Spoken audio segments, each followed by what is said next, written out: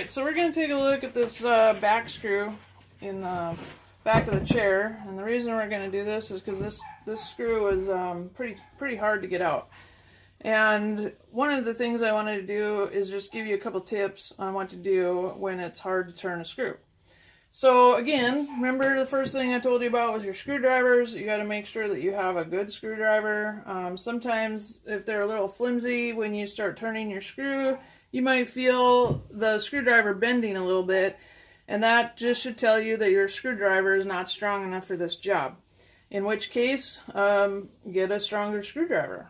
Okay, so the next thing is when you have these old chairs, a lot of times the grooves, they will get caked with dirt, right? It just happens. Dirt happens. So what you'll want to do is you'll want to clean that out. And you can do that in a couple different ways, right? You could take the screwdriver head and kind of scrape some of that dirt out. You can also take a, what do you call these things? Knife, X-Acto knife, and you can scrape the dirt out that way. But make sure that if you do that, that you have to be real careful that, for one, that you don't cut yourself when you do that. These can slip easily. I've already had a surgery on a thumb due to splitting a nerve.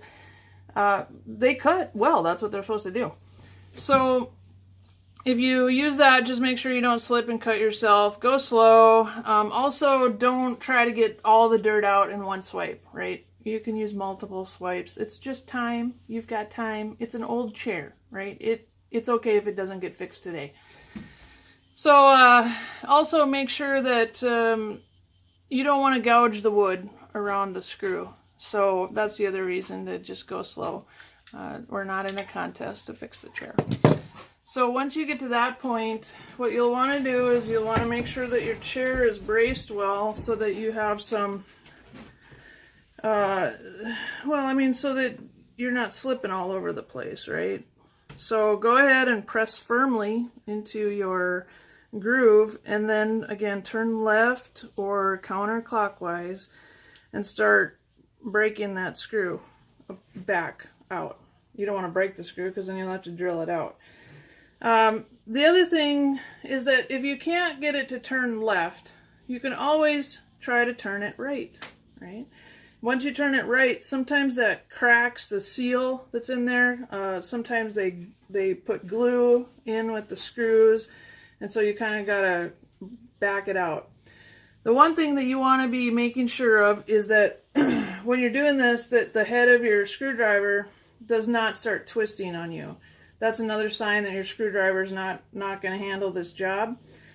And then the other thing that you want to watch out for is that the screw itself doesn't start, that you don't start breaking the metal, right? So if you see that your metal is twisting on the screw itself, you may have a couple things that you need to work out. Like you might have to make sure that groove is deeper. If you still have dirt in it, you want to clean that out. It could be your screwdriver. Could be a multitude of things, but you'll need to adjust something, because if you have to drill your screw out, I don't have a video for that, and I just don't know how you're going to do it. Alright, so do the best you can here, and then get that screw backed out. Now remember, when you're pushing on a screw, right? Because that's really what you're doing, is you're trying to get it to loosen up. So you probably have a really firm grip on this thing. You're trying to back it out. Remember that you're pushing into the wood, right? And screws like to strip out wood. Once your wood is stripped out, the screw doesn't have anything to hold on to, so it's not really effective at doing its job. So let's, once you get the screw to break, don't push in so hard on the wood. Just let the screw come out. Now watch where the screw is going, right? If the screw's not coming back, that means it's probably stripped out.